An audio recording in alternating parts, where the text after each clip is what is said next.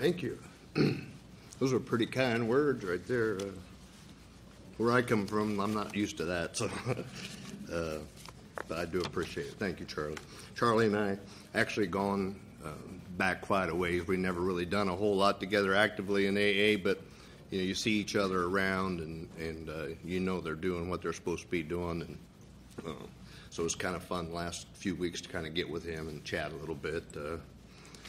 It's an honor and a privilege.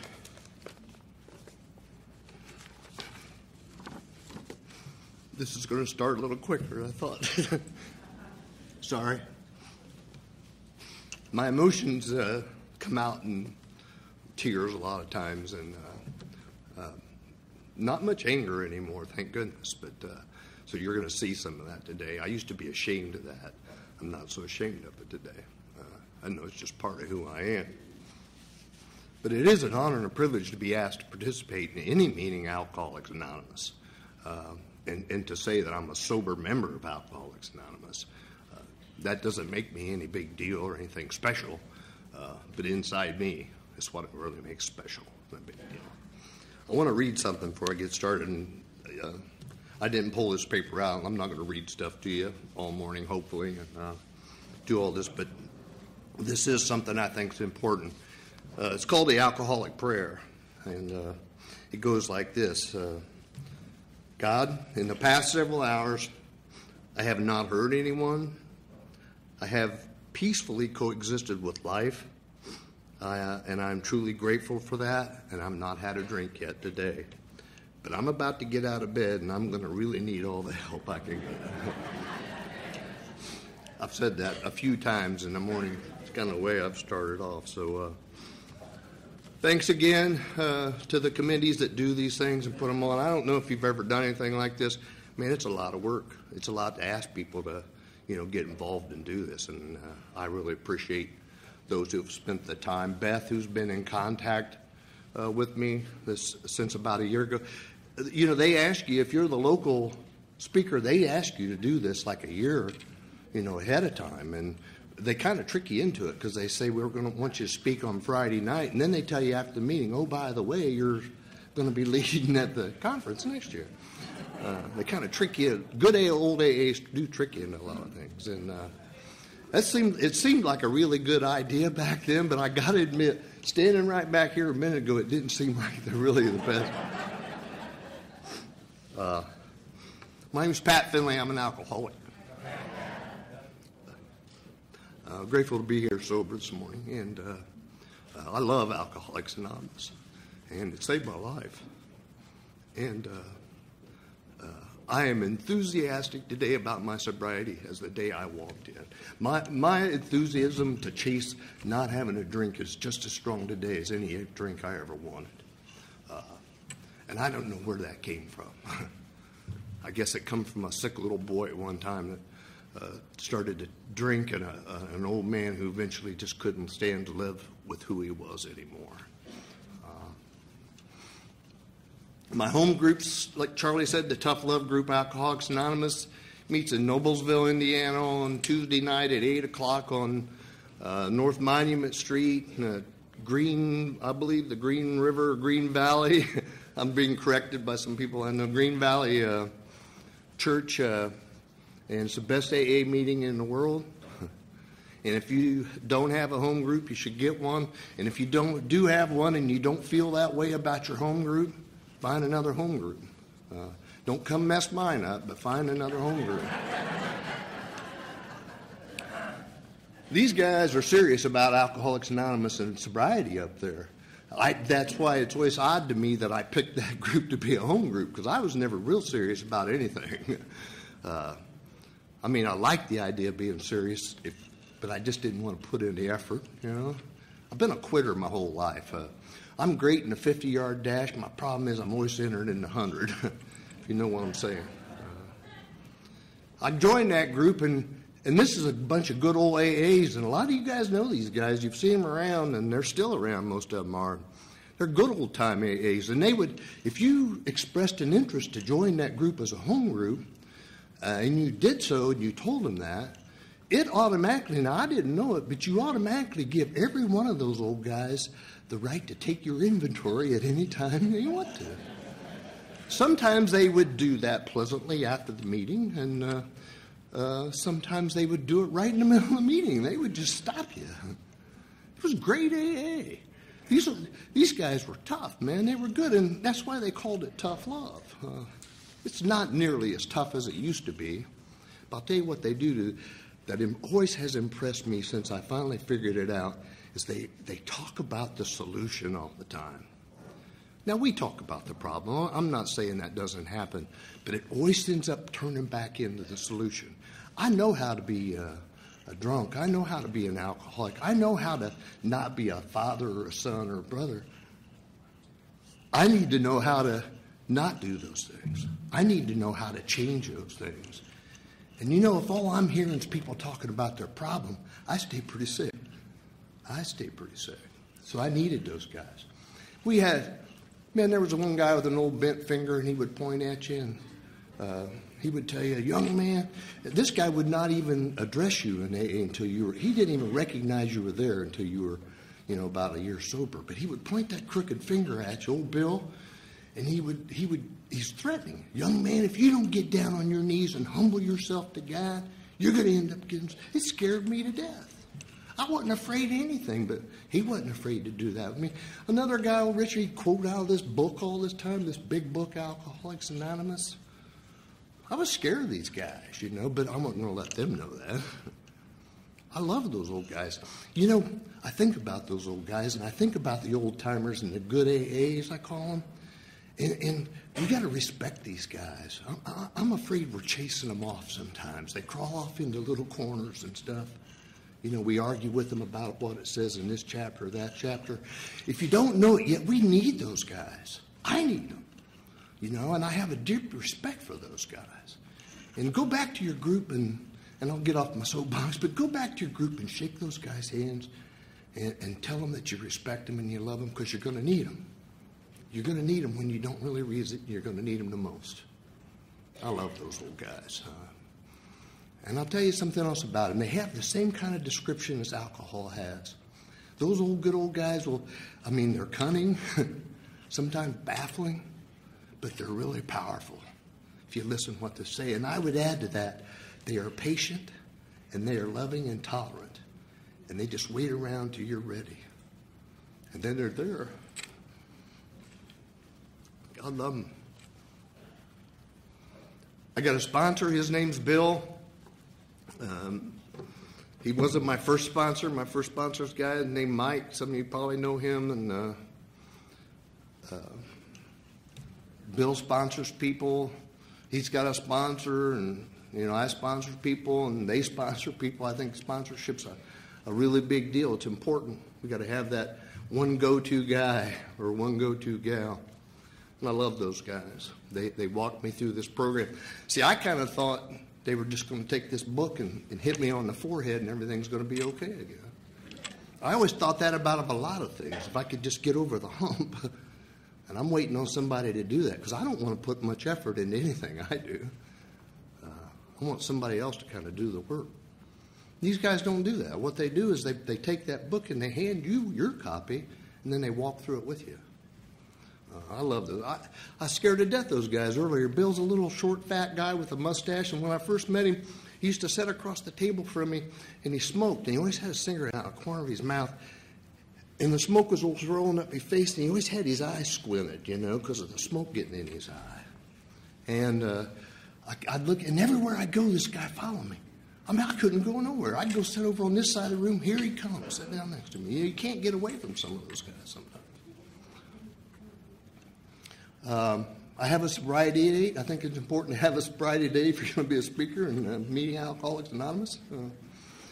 I come to Alcoholics Anonymous 1980 for the first time. My sobriety date's 27 September of 1988. I haven't found necessary to drink since that time.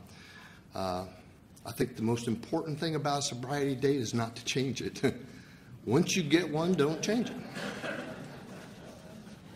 That's easily said, but I think I did tell you I come to AA the first time in 1980, My sobriety date's 1988. I had 2.5 years of my life of what I dearly call stark raving soberness. You know, you want to feel miserable? Don't drink and don't do anything about it. I'm telling you, it's no fun. And I didn't know any of this until I got sober in a meeting Alcoholics Anonymous. Until I put in the effort. I started taking activity in my own sobriety.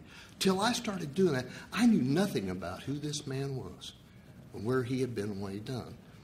This program taught me to look back and see who that guy was. So I knew nothing about any of this stuff when I come to AA. Nothing about it. I first come to this meeting, this particular conference in 1989. I was 6 months sober. And I was tricked into coming out here. And if you know some of these people, good old-time AAs, they're not real direct about AA and telling you how to do this thing sometimes. They're sneaky, and they trick you into doing things.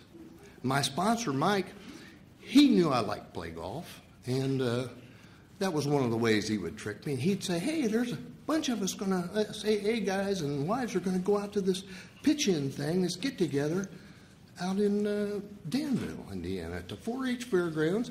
He says, you know, there's a beautiful golf course there. Well, everything you said up to the time of golf course disappeared. I'm thinking, oh, golf. Finally, I get a golf with the superior AA guys. So I show up at his house. I open the trunk of my car, and I'm getting my golf clubs out, and he says, what are you doing? Well, I'm getting my golf clubs out. We're going to Danville, right? The golf course. He goes, I didn't say we're going to play golf. I just told you there's a really nice golf course out there. And I had to get in a car with him and his wife, and they drove me out here. And the building up there, they still smoked.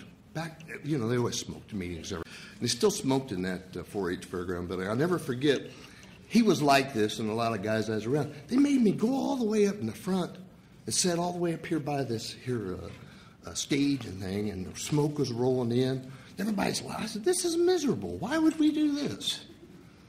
And I loved it. I loved every minute of the day. It's funny how but my thinking was always, I wanted to hear the good parts. And that's how they trick. These guys figure us out pretty quick. That's how they trick you into doing this A&A stuff, you know.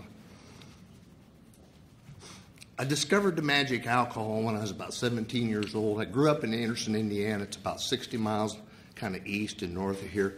Big factory town. They built, at that time, GM had a bunch of plants there, and they built auto parts. Booming town, man. And I don't know if you've ever been around factory towns or not. There's a tavern on every corner, especially all the gates. Whoa.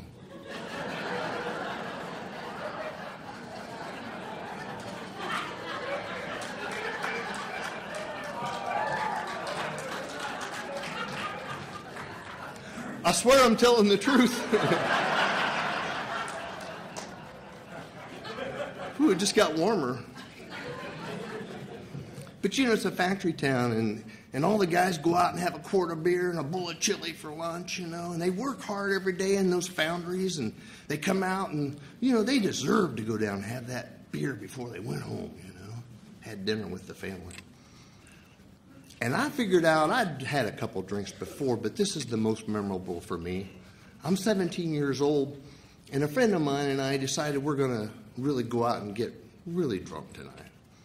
Of course, we're not old enough to buy booze, so we drive out to the north end of town and pulled in this backside of this parking lot where it was real dark, and we waited for some elderly gentlemen, or generally elderly gentlemen, to we could persuade into going us to purchase us something to drink. Finally, this guy pulls in. I'll never forget, this guy pulls in the lot. He pulls around on the same side of the building we are, and kind of in the dark. He might have been hiding too. And I'll never forget the car he was driving was like this old Delta 88. It was, you know, they're about a block and a half long. And one thing I remember, it was from the headlight on the passenger side to the tail light on the back, the car had been sideswiped. And it had all this paint, like different colors of paint, generally white. It's called mailbox paint. I don't know if you ever drink and go down country roads, but it was mailbox paint. All down the right side of that car. I'll never forget it. And this little old guy climbed out of there. Of course, we jumped out. Hey, buddy. I remember giving him a $20 bill. I said, go in there and get us something to, back then you could get drunk on $20, and go in and get us something to drink. What do you want? We're here. Just get us something to drink. He comes back out, and he hands us a case of Colt 45 malt liquor. And, the guy wasn't even decent enough to buy, it was warm. It wasn't even decent enough to buy it cold for us. And he handed it to me, and being the kind of tightwad that I always had been, I immediately recognized that he walked away and didn't give me any change. And then the next thing I noticed is in each one of his back pockets, he had a package store bag. And it was twisted at the top around the neck of a bottle. And I remember telling my buddy, this is my best buddy I drank with growing up, I said, I feel kind of sorry for the guy. Look at him. He's got to put those bottles in paper bags and hide them in his back pocket. That buddy of mine, we ended up hiding our booze everywhere. In fact, we had to hide it so bad, we took the windshield washer tank out of his 67 Camaro and put in a new one in a line. And we dropped it out underneath the dash on top of the shifter. And we used to go to this place. The big thing to do back then was you took a little car like that, 67 Camaro, you put great big wheels and tires on the back, little bitty ones on the front. You cut a hole in the hood of the car, and you stacked a couple carburetors on top of each other, and you had this big air scoop on there, and you drove around town and you impressed people, right? And you would go to this restaurant. It's called Frisch's, a drive-in restaurant, where they actually would bring your order out to you and set it on your window or something. And you'd pull in there on a beautiful day like today, sunny outside at noon. You would order a couple Coca-Colas, maybe order French fries. They would bring it out to you. You would pour half the Coke out, pull that hose out from underneath the dash, stick it in the cup, hit the windshield wiper, and it would pump J.W. Dent 100 proof. At 18 years old, J.W. Dent 100 proof into that cup. And I feel, man, I had arrived, and I'm worried about that poor little old man with those bags in his back pocket. And I ended up being that guy. Ended up being just like him. We drove out to the drive-in theater. That's where we were going to drink this Colt 45 malt liquor. And when we got there, it was somewhere around October, and they were having all-night scary movies. And there used to be a guy on TV here in town on Saturday nights. His name was Sammy Terry. Some of you from around here know who I'm talking about, on Channel 4. Anyhow, he was doing a guest appearance, and this guy he would set up out of a casket and be dressed in these like a vampire outfit, and he would talk and, let's go out there. Well, to be honest with you, I didn't even know the guy was going to be there. My thinking was, man, when are we going to start drinking this Colt 45 malt liquor? And that was the night I discovered the magic alcohol. I drank that case of Colt, that case of Colt 45 malt liquor, and I'll tell you what happened, and I didn't even know what was happening at the time. I didn't know that till later on in life. I had an ease and comfort to come about me I had never felt in my life before. See, I was always, everything I'd done, I always felt like I was always second best. I was kind of, never done anything. I wanted to be number one in everything. But I felt just second best everything in life. And I felt like somebody. I had that ease and comfort.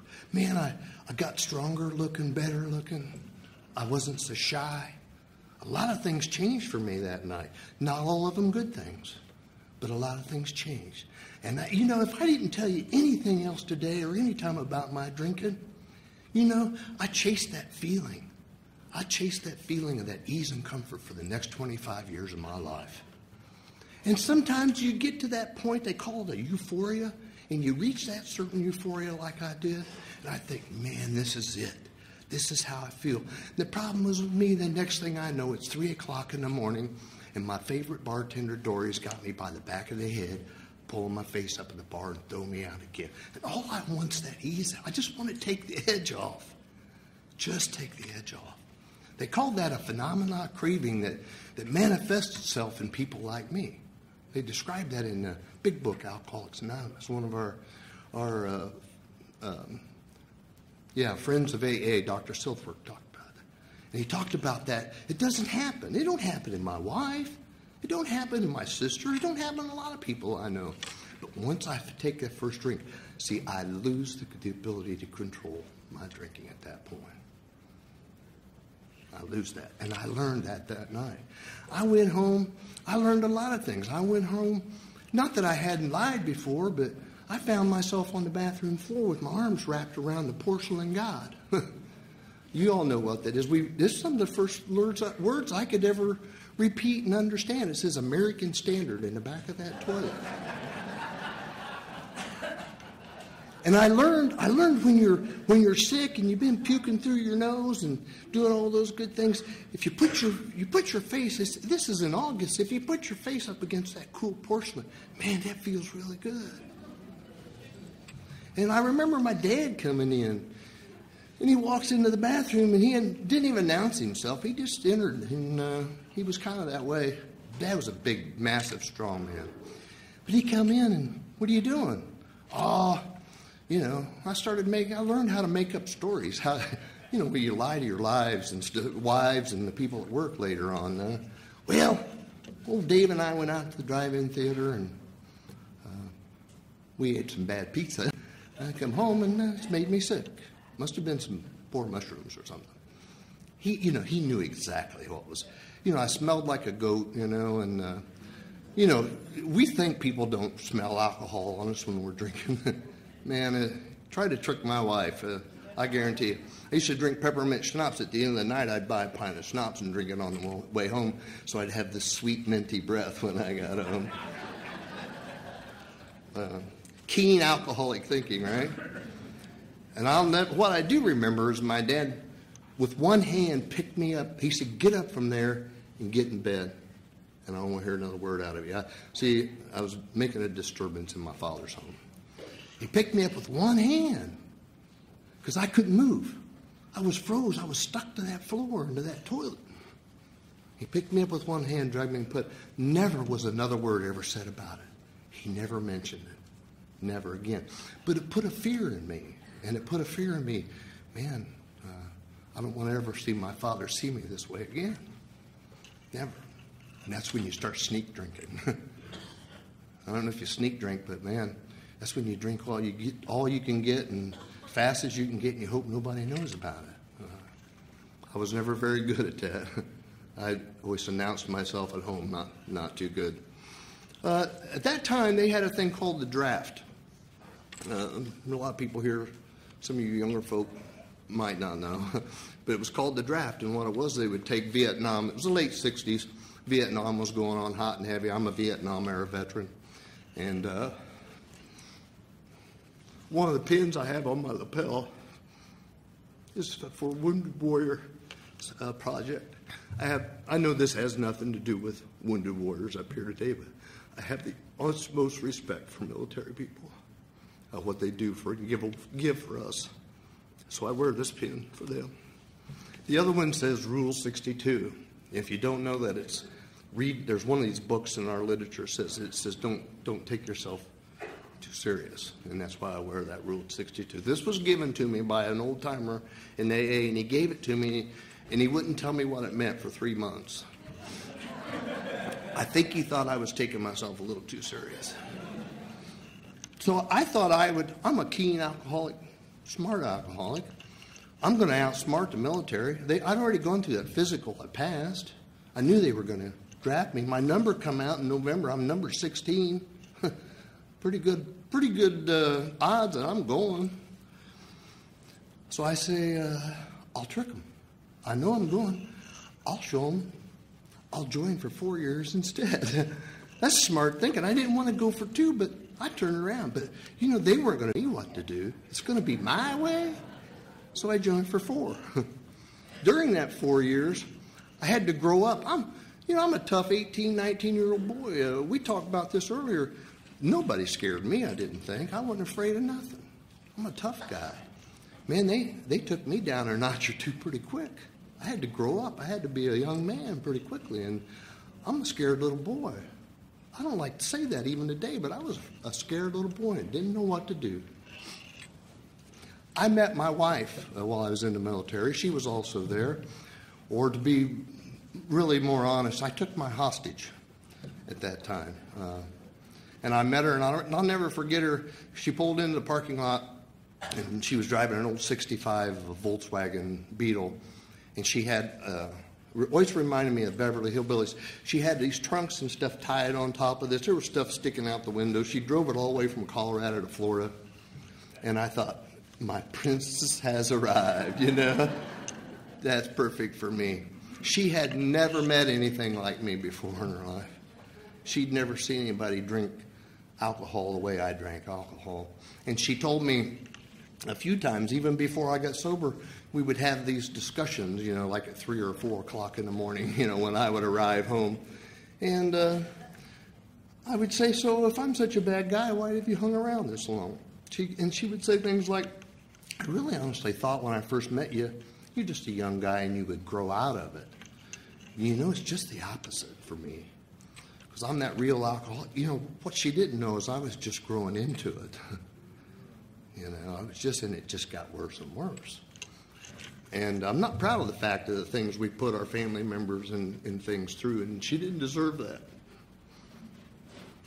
She's still here today with me. In fact, this morning she got up. She didn't have to get up early and made herself a cup of tea and was sitting in the living room when I got ready to leave. She says, let me see you with your tie on, you know. And I said, it's not a big deal. She goes, oh, it is a big deal. I remember what you used to look like. It's hard to believe she has a sense of humor. Huh? But it's what most important is she gave me a kiss on the cheek. She told me to have fun today. And then as I was going out the door, I looked back in the living room. I said, I'll see you, baby. I'll be home tonight sometime. And she waved at me, and she used all 5 fingers. This is the same woman that we would pass each other in our driveway at home. I'm coming home, she's leaving for work. It's the same woman that used to lay awake every night until 3 or 4 or 5 o'clock in the morning, knowing she had to go to work the next day, wondering if I'd been ditched somewhere or if I'd been shot in some alley behind some tavern, you know, worried about me. And you know, what's really sad is for some reason she started to think it was her fault. See, she didn't do that. I did that. And my intentions were good. I didn't want to do that to her. My problem is I'm always judging myself by my intentions. You see, she was judging me by the actions. I learned a real handy thing if you're a married alcoholic or in a relationship. It's called pack-up drill. I learned it very, very early in sobriety. And what pack-up drill is when you come home at 3 or 4 o'clock in the morning and you get into this argument about where you've been and who you've been with and what you've been doing. And you grab all your stuff and you throw it in a suitcase or trash bag or whatever, and you go out and you jump back in your truck and you drive about 2 blocks away, and then you start to sober up a little bit, and then you say, where am I going? You know, I don't have anywhere to go. And then I go back to the house and I beg, please, baby, let me back in the house again. I promise I'll never do that again. It's going to be different. Give me a chance. She'd let me back in the house again. The next time might be 3 or 4 weeks later. I would come home and announce myself at 3 or 4. Usually it's falling down the stairway or breaking something in the kitchen. I would announce myself at home. We'd have the same discussion. This time it was her turn for pack-up drill. Always my stuff, never hers. And she wasn't nearly as neat about packing my things as I was. Sometimes they would be on the back porch. Sometimes when I got home. Sometimes in the backyard. But we don't live that life today. It's amazing what, Alcoholics Anonymous, it will literally change your life if you just apply these principles just a little bit. It's amazing the people I watch come and grow, and even myself sometimes. I think even I'm growing, and I'm even getting better. But it's amazing the relationship that you can get back and repair. I was a terrible husband. I was a terrible son, a terrible brother, a terrible employee and employer. I was never capable of doing any of those things. Number one, I was never capable at all of ever having an honest relationship with another human being. I just couldn't do it. I didn't know why. I didn't know why. 1980, I'm laying on my living room floor. We got brand new carpet. My wife was pointing out to me that there's an imprint of a fetal position of a 250-pound man in that brand new carpet on the living room floor. And I get up, And I don't know why it's 3 o'clock in the morning. I picked the phone up. I call Alcoholics Anonymous. I don't know why. Like, when I grew up, I wanted to be a fireman or something. I didn't want to be an alcoholic. My dad didn't say, Pat, when you turn 35, you're going to need this phone number. It's AA. We never talked about that, but for some reason I got up, I find myself on the phone. This lady answers the phone. It's 3 o'clock in the morning. Alcoholics Anonymous, can I help you? Oh, I was kind of hoping nobody would answer. I'm drunk. It's 3 o'clock in the morning. She says, okay, well, I think I'm drinking a little bit too much. I just kind of wanted to know, maybe I kind of thought about doing something about it. She goes, oh, okay, well, give me your name and address and phone number. I'll have a couple guys come out and see you. I'm going, whoa, back, let's relax here a little bit. Once they find out where you live, you are a goner, I'm telling you. And I'll be honest, at this time of day, I was not real serious about it, but something in here was saying something's wrong.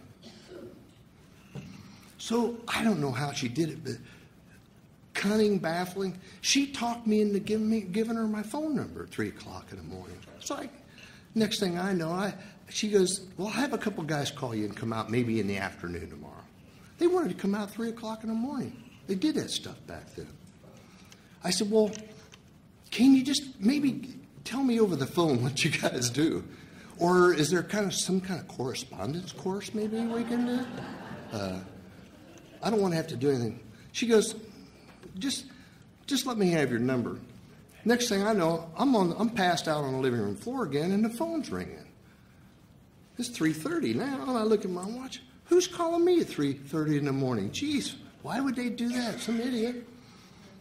I forgot that I even called them. I go in, pick the phone up. Yeah, who is this? Oh, hi, and it's some guy. Yeah, they give me your number. I said, it's 3:30 in the morning. He goes, yeah, I know. He said, you got any coffee? I said, why would I want coffee? 3:30, I'd like to have another drink right now. Besides, you woke me up. I was really sleeping good. He goes, why don't you let me come by your house? I wouldn't let him come over, but I agreed to meet him that evening and let that guy take me to a meeting at Alcoholics Anonymous. He said, you meet me up here on Highway 31. There's a Waffle House there. And he says, the meeting starts somewhere around 8. He goes, I like to get there early, so meet me there about 6 o'clock. What are you going to do for 2 hours, Guy can only drink so much coffee. He says, and if you could do it, don't drink today. Don't drink today. I'll never forget that guy. Took me to my first meeting at Alcoholics Anonymous. I don't even know I've never seen the guy again, to my knowledge. I don't even know if he's still alive or if he staged or what. No idea. And you know what? What's even more amazing to me is I showed up at 6 o'clock over there. And I get there, and the guys, and I park my truck. He told him what I'd be driving. I parked my truck. All of a sudden, this car pulls in beside me, and I look over, and here's this sober. You know how sober guys are fired up and enthusiastic about? This guy had a smile on his teeth were like that big, and he's looking at me. He's looking at me sitting there in that truck. And you can imagine how I looked, He's looking at me, and I look over at him. He's got this grin. I'm thinking, oh, my God, what am I getting into here? And he goes, and I get out of my truck, and I look. His car is sideswiped all the way from the right side of the car, all the way from the front to the back. In fact, it was so bad, he had to get out of his car, and I had to get in and slide over. It never occurred to me till I was already in that car that I was trapped. I could not have got out of that car. Then I'm thinking, the window. So I grabbed the crank. I'm starting to crank. The window won't roll down either. I've had it. I'm done. This guy's going to take me out in some kind of mass murder thing or something. He goes, you okay? I thought I was pretty okay. You okay? And I said, oh, yeah. I do things like this all the time. He reaches under the seat of his car, and he pulls out a half pint of bourbon. And he handed it to me. He goes, here, you take a little shot of this. just to kind of take the edge off. He said, I was shaking like you wouldn't believe. Well, you would believe how I was shaking. Just to take the edge off. And he handed me that bottle, and I took the cap off of it, and I looked at it. First thing I thought was, this AA is going to be great. At least I got the right guy. We drink before the meeting. I'm guessing probably going to have a couple afterwards. Put the cap back on and handed it back to him. And the guy drove me to my first meeting, Alcoholics Anonymous, at 46 in Carvel. I think it was a Saturday night speaker meeting. I couldn't tell you. There were probably at least 10,000 people in there that night. And he drugged me down in the basement of that place and drugged me all the way up in one of these very front seats. Told me to sit down. The guy's pretty bossy. Some of these guys are kind of a little bossy. Sit down right here. Well, I want to sit in the back. There's more seats back there, Sit down right here. He says, you want a cup of coffee? Oh, I'd love one. He goes and comes back. He's got 2 cups of coffee. He sets one down in front of me. It's only about half full. It's full. I'm thinking, well, it's cheap. Why do you get a full cup? Why don't I get a full cup? I realized today I probably could have never held it. I'd have dumped half of it out trying to drink out of it. And they did just like we did here this morning, and as we do in almost every AA meeting at Alcoholics Anonymous. They opened the meeting with some prayers and stuff. And they said, okay, is there anybody here for their very first A&A meeting? Well, I tell you, I started looking at my shoes. I'm like, a couple guys stood up. They wanted you to stand up. Number one, and say your first name. That's not too bad, but they ain't telling me to do nothing, This guy, I've only been with this guy for about an hour. He thinks he knows me well enough to elbow me already. He goes, that's you. Stand up and say your first name. I'm thinking, I think if I can get a clear left hand on this guy, I can get past the rest of them, and I can get a cab home from here, or at least walk. He goes, get up, say your first name. I couldn't do it. I couldn't say it. You know why? I wasn't ready. I wasn't teachable. I'd love to say, man, I ain't had a drink since then, but I wasn't teachable. And I started that period at 2.5 years in stark raving soberness. I did not drink. I went back to one AA meeting. It didn't take after that. I fought this thing incredible. I'm going to teach them, those guys. And besides, I seen these guys, they were passing around those baskets collecting money. I know what's going on now, After the meeting, we're going to be banging on tambourines, probably melt down all the gold and dance around a fire or something. 2.5 years, my wife and I are I'm stark raving sober. We're having an Italian meal in Castleton Square, a place called Mama Grisante's. I think it's Bravo's or something. Nothing goes better with an Italian meal than a glass of red wine. I haven't drank in 2.5 years. If a guy hadn't drank in 2.5 years, he's probably not an alcoholic, right? That's what maybe some of you have thought. That's what I was thinking. What's one glass of red wine? I looked across the table at my wife. We're kind of living in a peaceful coexistence at the time. You've seen places in like houses and they take and paint a line down through the middle of the house. We should have had a line through the middle of our house. And I watched this waitress come by, and there was this young couple at the table across the aisle from us, and they were drinking this red wine. And I looked at my wife, and I have the utmost respect for my wife, but this is just the way the story is. She had a little spaghetti sauce on her chin. And I looked at her, and I thought, are you kidding me? Why our relationship be better? Look at this couple across the aisle. And I looked over at them, and they're smiling and talking real sweet to each other. I looked back at my wife, thinking, this just ain't good. I look back again. They've got their arms intertwined, and they're drinking out of each other's glasses, and they're gazing. And I looked back at my wife, and I looked back at them, and I thought, it's the wine. It's got to be the wine. Keen alcoholic thinking. And the waitress come by, and I stopped her. And I said to this lady, I'd like to have a glass of that red wine. How could that hurt? One glass of red wine. I'll never forget the look on my wife's face. Ever seen a dog loose on a freeway? You know, their eyes are about that big around. And her eyes got as big as baseballs because she knew what was about to happen. I didn't know. I just kind of wanted to take the edge off.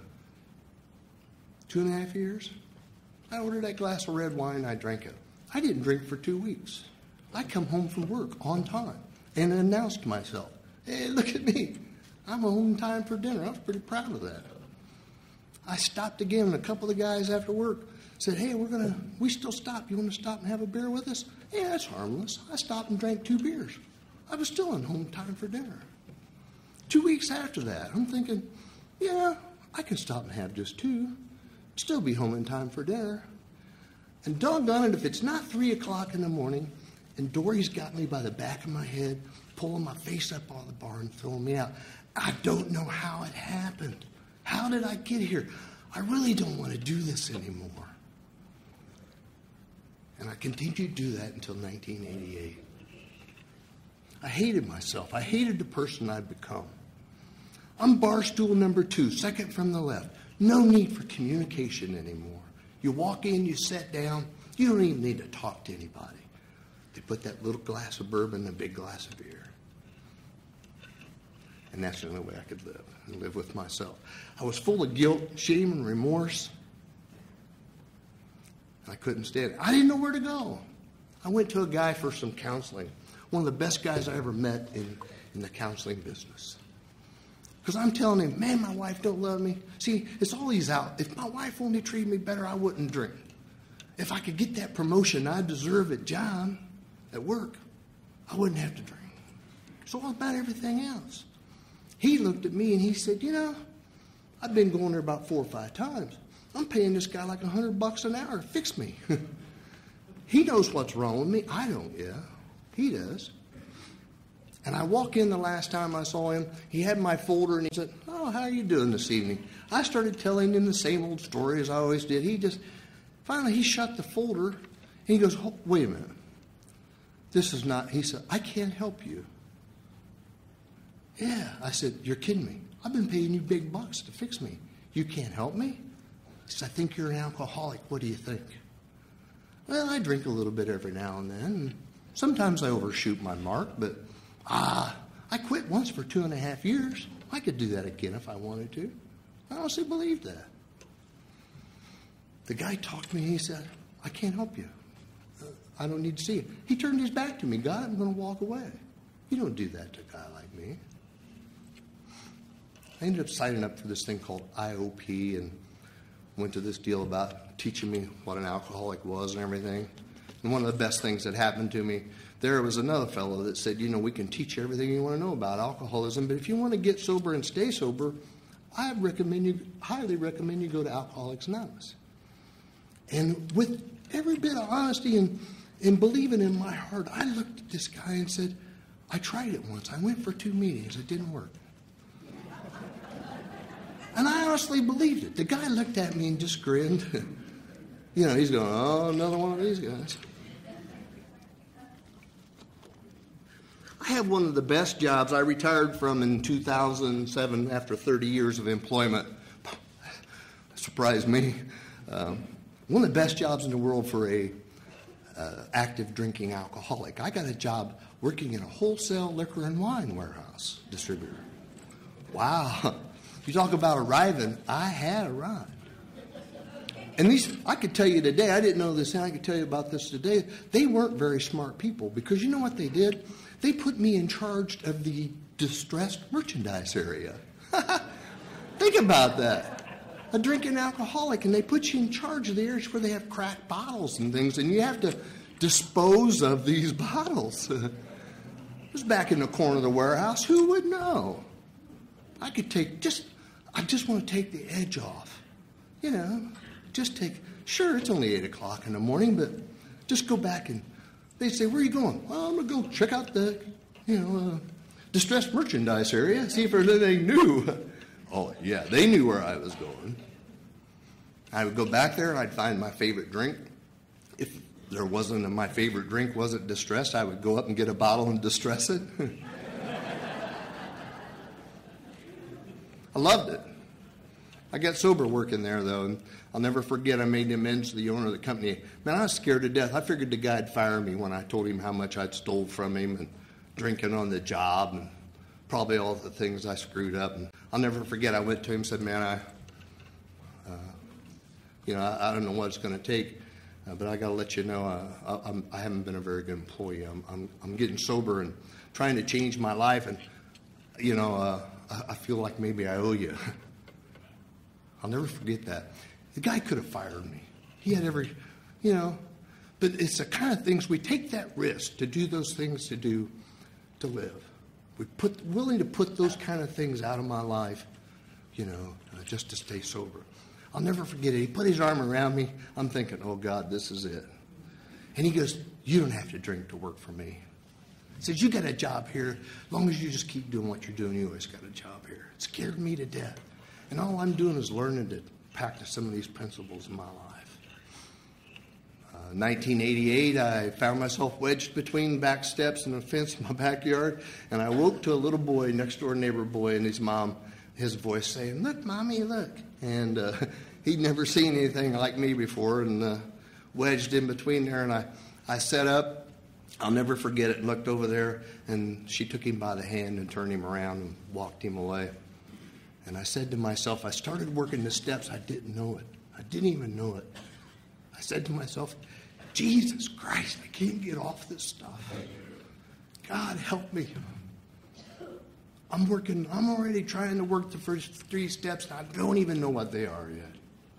Please help me. I'd do anything not to feel this way again. I hate this. I don't want to be this way.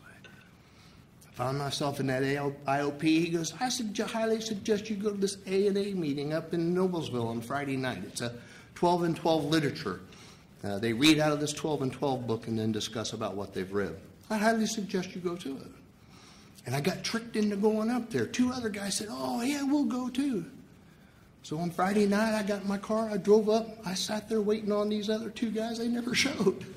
They tricked me again. They're plants. They're set up to do this to certain ones of us. And I walked in that meeting, and the room was empty. But there was a table set up front, and they had this box of these token things and some literature and some books. The coffee was made. So I just helped myself to a cup of coffee. I didn't know I'm supposed to, but I did. And I went up and sat down, and the only chair there at the time was at that table behind those tokens, and I sat down. And this gentleman walked in who was soon to become my sponsor, walked in and stopped and looked over me and smiled. And I'm sitting there behind the tokens and stuff. He goes, hey, how you doing? He says, you new here? Oh, how do you figure that out, right? I'm the only guy dressed in a suit, for his first AA meeting. And he says, hey, you new here? Yeah. You want to do something about your drinking? Oh, let's ease into this a little bit, okay? Everybody else starts showing up. I realize I'm sitting there for 15, 20 minutes. They start showing up, setting these chairs around, sitting in a circle. And he comes over, and he takes the stuff away from me. I'm like fiddling through these tokens. I figure, this guy's got me figured out. He knows I'm getting ready to steal one of these tokens already. And he introduced himself, started me. His name was Mike, and Mike said, is anybody here for their first ever A&A meeting? And I raised my hand and said, I'm dying. I need to do something about it. And he handed me that chip. I'll never forget it. It was a poker chip, a white poker chip. He said, you never have to drink again if you don't want to. He said, but it's kind of up to you. There's a lot here to learn. There's a lot of things to do. But if you want to stay sober, you got to put some effort into it. I love that, man. He's still sober today. He still does probably just as much as he ever did.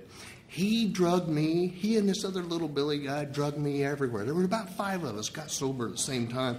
And there were about 4 or 5 guys that were real active in AA. And we just went everywhere. Man, we would go to Pendleton to the Reformatory and take meetings out there. We'd go to Central State when they had AA meetings there. We started a meeting in Hamilton County Jail, Boone County Jail. We were going to all these places, and it was great. And, I didn't even know what was going on, but I'm changing. I'm living life for a change. I'm getting sober. I'm doing little things I was never capable to do before without taking a drink. I didn't even know it. That's why I said these guys are sneaky and tricky. Hey, you play golf? Yeah. Come on, we played golf on Sunday morning. Bill and Mike and a guy named Bob. Bob was a motorcycle cop up in Maryland. I'd have hated to meet that guy out there somewhere. I could just picture him in these big leather boots up to his knees, on this motorcycle. We'd go to the golf course. I was thinking it was about golf. These guys, after about 2 or 3 holes, they'd say, so what do you think about Alcoholics Anonymous? Do you think you're a real alcoholic? They said, there's different. They'd start talking about things like, there's different kinds of drinkers. There's a moderate drinker. And they would describe all of it.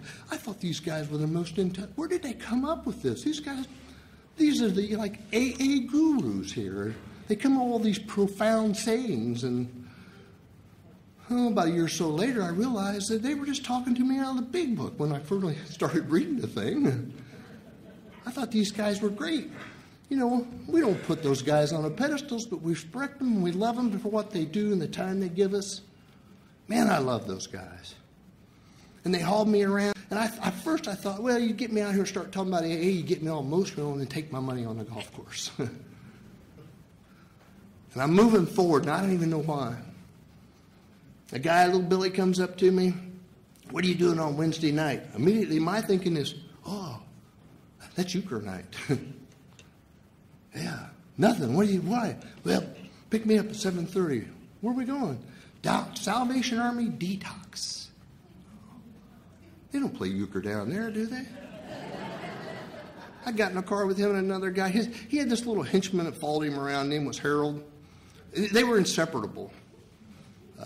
Everywhere they go, everywhere these guys were, they were all together.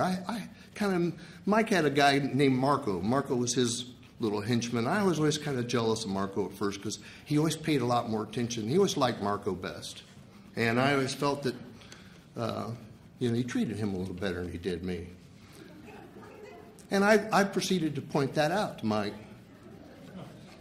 Mike just kind of grinned at me. He goes, well, there's a reason I do that. Well, what? Why do you let this little guy hang around with you? He's a nobody. He goes, well, it's because I'm the only guy that understands Chinese. I didn't know Marco wasn't Chinese for about a year and a half. And the next thing you know, they're encouraging me to work these steps. And the next thing I know, I'm changing and I'm loving and things are coming back. I'm starting to develop that relationship at home. My wife and I are sober. I guess I am sober. We've been married 25 years, and we actually retook our wedding vows. And we did that with about 60, 75 people in my home. And of those about 60, 75 people, about 50, some of them were my family of Alcoholics Anonymous. They needed to see me be there and do those things. And that's that same old woman I used to make cry. I never did drink on the truth. If that was the case, I'd have to walk into the bar, the package store, and give me a fifth of that whiskey that made my wife cry at 4 o'clock this morning. Give me a fifth of whiskey that, made that boss of mine at work chew me out for not showing up on time. I could never drink on the truth.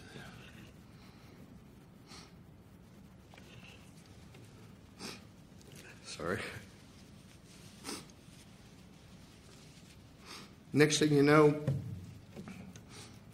I'm working these things called steps. And my life really starts changing a lot. I'm about 6 months sober, and I'm a mad guy. I'm angry. I'm still feeling guilt, shame, and remorse, and I can't stand still who I am. And I'm sitting across the table from the little fat guy with the mustache and the cigarette hanging out of the corner of his mouth. I'm pounding on the table. I'm ranting and raving. I've been coming to these meetings for 6 months. My wife still hates me. I still don't have that promotion. The dog don't even greet me when I come home anymore.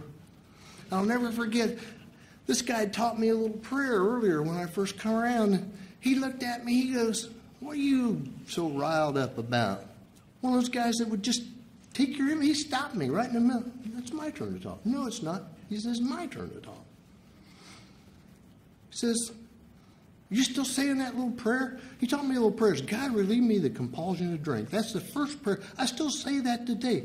And now, I have been relieved of that compulsion, but I say it every day still just in case.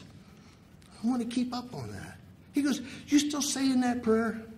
Yeah, I say it every morning. But my wife still don't. I want to get back in the big bed again. And he looked across from me. Are you telling me the truth? Are you really saying that prayer? Yeah, I am. I say it every morning. Nothing's changing. And he looked at me and he said, when was the last time you thought about taking a drink? And you know, I paused. And I couldn't remember. And he said, maybe God is doing for you what you can't do for yourself. He taught me how to get out of myself. He taught me how to participate in Alcoholics Anonymous and work all 12 of the steps. Give this message back the best I could. I retired from that job of the liquor industry. And something there's a lot of things in life I was never able to do because I'm not a risk taker in good things. And I'm always afraid of rejection. I'm always afraid of being told no. And I retired from that place. I've been in the golf business. I always kind of wanted to caddy on one of the professional tours. So I retire, and I don't know where it come from. My deep down inner strength somewhere, this we call God that I found through working these steps. I said, God, I'm going to go over to this professional tournament this weekend, and I'm just going to hang around because surely someone will recognize me and want me to work for them. And I don't know how I did it, but I walked up to a lady over at this tournament on the putting green after her round. She was played golf at Purdue. She was NCAA Division I champion that year, Honda Player of the Year, Big Ten champion. She won every college event there was possible. And she was standing by herself, and I don't know where I got this strength. I kind of reached down inside of me, I guess, and I walked up to her, and I said, Maria, you don't have a caddy. She goes, no. I said, you want me to caddy for you? She goes, I don't got no money. I said, I didn't say nothing about money. I just said, would you like me to caddy for you? She says, well, do you know how to caddy? And I'm kind of a smart aleck. That's not what they call me, but smart aleck. And I said, no, I don't know how, but I'll figure it out after a couple holes. She had no idea what to do with me, and she called her coach, told him about it. He called me, she called me, said, meet me here a few minutes before 8:30, my tee time. I showed up about 7, met her in the parking lot, and it started my career as an LPGA Tour caddy. I did that for 6 years. I went from a guy that was a scared little boy standing on a green wanting to ask somebody and afraid they'd tell me no, to travel in the world with the LPGA. And that's a direct result of Alcoholics Anonymous and the steps in my own activity doing it. I loved that. It was the best 6 years I'd had in a long time. I ended up, through her and through other people, working for the #1 female golfer out of Mexico. And all I did was just kind of get out of myself and take risks. You know what it really was? I figured out it's time for me to be of service to others. That's what a caddy is. You're just a service to somebody else. And I loved it. Loved every minute of it. I asked one of the gals I was working for at the end of the season, what can I do to get better? I want to be a better caddy. I want to change. I kind of strive for that, perfection. I don't ever achieve it, but I like to strive for it. She goes, I had the best season I've ever had as a professional with you on my bag. Why would I ask you to change anything? She goes, you know, when I hired you because I needed a caddy. She says, when I kept you, the reason I kept you was not because you're a good caddy, but because the person you are. Wow. What a compliment. It was nothing about me being a good caddy. It was just me being a pretty good guy, maybe. Treating people equally. Trying to be a son again, you know, a brother, a husband, fellow AA. And I learned all that in Alcoholics Anonymous. In 1984, in my family, we had some, I didn't say I'm going to talk about, yeah, I am going to talk about. In 1984, we had a kind of a family disaster, and as a result of that, I got mad and I got resentful, and I turned my back on the woman who brought me into this world. I literally walked away from my mother, the woman that brought me in this world and fed me and clothed me. And I literally turned my back on her when she needed me the most. That's the guy I became. You know, when I have to make amends with people, it's not always necessarily things I did to them. It's the things I wasn't doing. It's the things of omission. I wasn't there when she needed me, and I turned my back on her. I would literally go to this woman's house on Thanksgiving and Christmas and sit in my deceased father's chair, eat her food, enjoy the comfort of her homes, but I wouldn't look the woman in the eye. I couldn't look her in the eye. I'm 3 years sober, and I want to drink. I want to drink so bad I can't stand it. I'd have done anything. I wouldn't tell you that, but I'd have done anything. And these old guys I'm talking about, they knew it. They could see it in my face and the way I was acting. And one of them cornered me one night. What's wrong with you? Nothing, I'm fine. Something's going on. He goes, you ever make that amend to your mom? Wow. What's that got to do with it? Everything. Everything. How many people you got left? She was the only one left on the list. He goes, you know what I really think? I really think you're getting ready to drink. And I really think you need to make that amend. And I did it. I drove over to Anderson the next day. And I went in and I told my mom that. I'm sorry, I was wrong. I turned my back on you when you needed to me the most. And I'm a terrible son for it. And I don't know what to do. You know, making amends to moms most of the time are pretty, oh, don't worry about it. You didn't do anything. No, be quiet for a minute. I got to tell you this. I got to tell you this because I was wrong. I was always sorry, but it's different when you say you're wrong. Last year, I quit caddying on the tour about 1.5 years ago. The main reason of that is that my mom and my sister were always real close.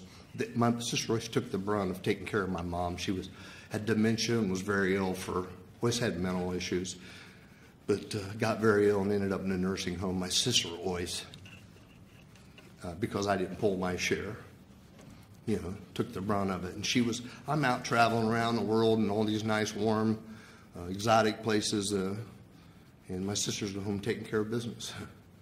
So I decided time for me to be of service to the mom, maybe. So I didn't go back out to work. I'm so glad I did that. I learned more about myself in that last year of my mother's life than I have any other time. I never foresaw myself changing my mom's diaper, feeding a woman when she couldn't feed herself. I never imagined myself in that position. Changed my life completely. And you know what? That would have never happened if that guy hadn't cornered me.